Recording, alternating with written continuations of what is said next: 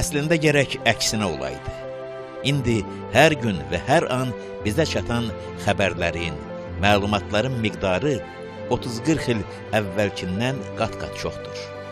İndinin bir günlük informasiya yükü ötən əsrin 1960, 1970, 80-ci illərin həftələrində, aylarında aldığımızdan boldur.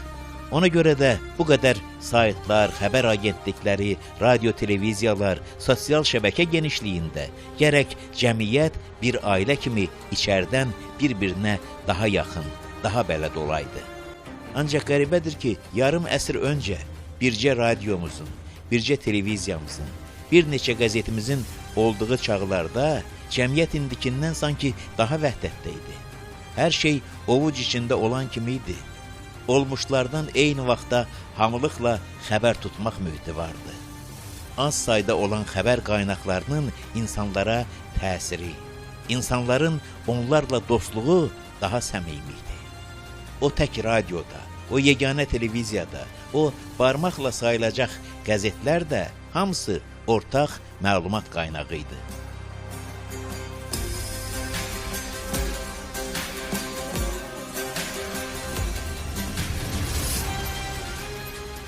İndi isə sosial şəbəkə, mətbuat, xəbər kanalları və digər neçə cür xəbər çatdırma nöqtəsi sanki insanları təbəqələşdirib, seçib ayırıb, zövqə, səviyyə, maraqlara görə çeşidləyib. İndi cəmiyyət daxildən çox təbəqələşib. Mərkəzləşmiş yox, amma mərkəzdə dayanan mətbuat gərək hər halda hökmən ola ki, bütöv cəmiyyətə sirayət etməli xəbərlər, hadisələr, ovqatlar onun vasitəsilə insanlara ötürülər. 2026-cı ilin iyun günlərində Türkiyə növbəti sənət bayramını yaşayırdı. Türkiyə Mədəniyyət və Turizm Nazirliyi və Dövlət Opera və Balet Baş İdarəsi 17-ci Beynəlxalq İstanbul Opera və Balet Festivalini keçirirdi. Festival günlərində opera və balet nümunələrindən tutmuş müasir rəqs və konsertlərədək 20 tamaşa göstərildi. Hamısı da bir-birindən cazibəli. Bu festivalın ən çox diqqət çəkən göstərilərindən biri həmişə cavan Traviata idi. Bu dəfə Traviatanı İstanbul Dövlət Opera və Balet Teatrı ilə Azərbaycan Dövlət Akademik Opera və Balet Teatrı təqdim edirdi.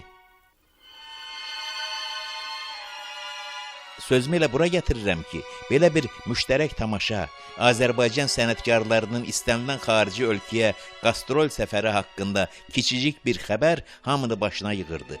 Hamını bu hadisə haqqında ayrıntıları daha çox bilməyə köklüyürdü.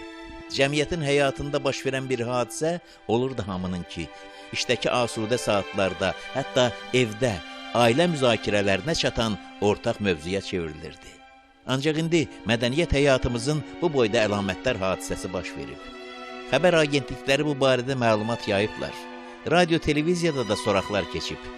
Ancaq günün saysız hesabsız məlumatları axarında bu vacib hadisə haqqında təfərrüatlar qalıb pərdə arxasında. Amma gərək belə olmaya. Mədəniyyətimizin Azərbaycan sərhədlərindən uzaqlardakı hər təntənəsi hamımızın fərəhi uğuru deməkdir. Mədəniyyətimizin hər qələbəsi əslində Azərbaycanın bir boy ucalmasının nişanəsidir.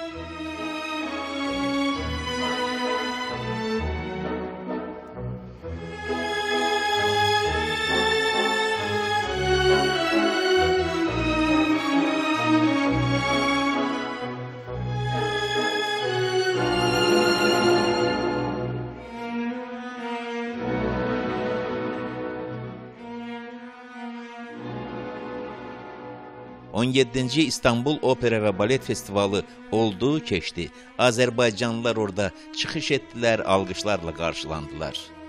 Müəyyən günədək insanlar o təəssüratla yaşayır, ancaq vaxt ötür, təəssüratlar soyuyur, zaman keçəndən sonra xəbər də tarixin dünənində qalır. Ancaq çox istəyirəm ki, axşam görüşlərinin səhifələrində o əlamətlər, hadisə barədə ətraflı məlumat alasınız. Həm də bütün bunlar tarixdə qalsın. Yazılırsa mütləq qalacaq. Gələcək nəsillər də haçansa eşidəcəklər, biləcəklər, iftixar eləyəcəklər, qürrələnəcəklər.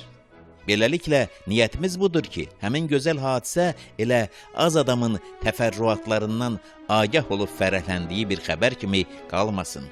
Azərbaycan sənətkarları dirijor Eyyub Quliyevin, müğənnilər Ramil Qasımovun, İnarə Babayevanın 17-ci İstanbul Opera və Balet Festivalındakı uğur hekayəti hər kəsə çatsın.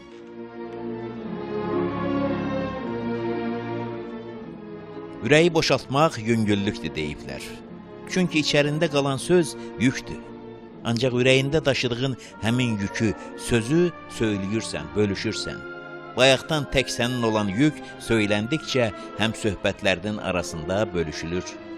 Cavan sənətkarlarımız Eyyub Quliyev, Ramil Qasımov, İnarə Babayeva İstanbulda heyranlıq oyatdılar. Sənətimizin ucalığını bir daha nümayiş etdirdilər. O qürurverici olmuşları gərək Azərbaycan sənət auditoriyası, insanlarımız da bilə. İstanbulda bir neçə həyəcanlı gün içərisində baş verənlər üç istedadlı sənətkarımızın, Eyyub Quliyevin, Ramil Qasımovun, İnarə Babayevanın da ürəyində bir yük kimi idi.